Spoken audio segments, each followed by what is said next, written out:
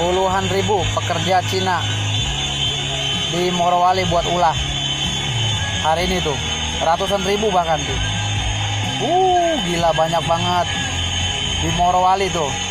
Mana nggak ada pekerja Cina? Ini ada nih tuh. Kemarin pagi saya termenung dan berpikir keras. Apa sebenarnya yang tengah terjadi dengan bangsa dan negara kita ini? Benarkah sebagai bangsa kita masih punya kedaulatan? Apakah kita ini sesungguhnya secara pelan tapi pasti telah menjadi koloni dari Cina? Menjadi jajahan Cina walau belum secara resmi dan tanda-tandanya sudah sangat kuat. Itu sulit dibantah. Renungan saya itu dipicu oleh sebuah link berita yang dikirim oleh seorang sahabat.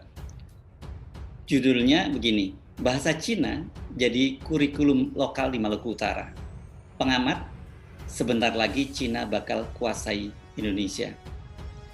Seperti biasa kalau saya menerima info-info yang cukup sensasional ini, apalagi kalau link medianya, link portal yang dikirimkan ke saya itu belum tidak cukup kredibel atau tepatnya saya tidak kenal begitu, seperti halnya media-media nasional, saya mencoba melakukan cross check, betulkah informasi ini benar, apakah ini bukan sekedar hoax.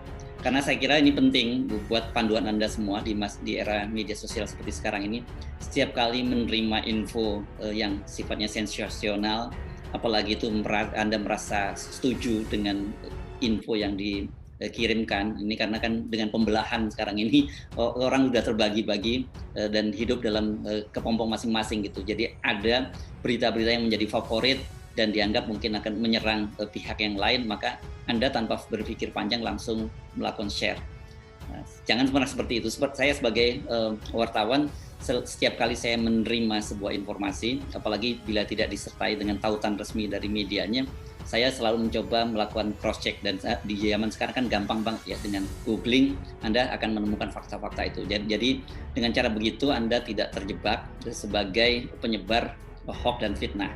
Ini yang sangat bahaya karena tanpa sadar setiap hari kita ini sekarang jadi penyebar hoax, dan lebih parah lagi kalau kita menyebarkan fitnah, karena dengan mudah setiap kali kita mendapatkan informasi kita langsung menyebarnya tanpa berpikir panjang. Jadi check before share itu penting yang harus Anda lakukan. Nah, saya kembali baca-baca berita itu dan ternyata infonya cukup kredibel nih. Karena ada narasumbernya, ada pengamat, dan kemudian ada sumber dari pejabat resmi.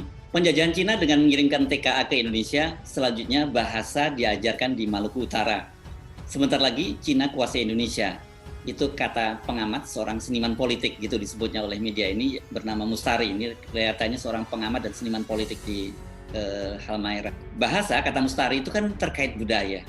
Jadi lama-lama budaya Indonesia terkikis oleh budaya Cina. Ini berkaitan dengan rencana dari pemerintah untuk menjadikan bahasa Cina sebagai kurikulum wajib di Halmahera Utara.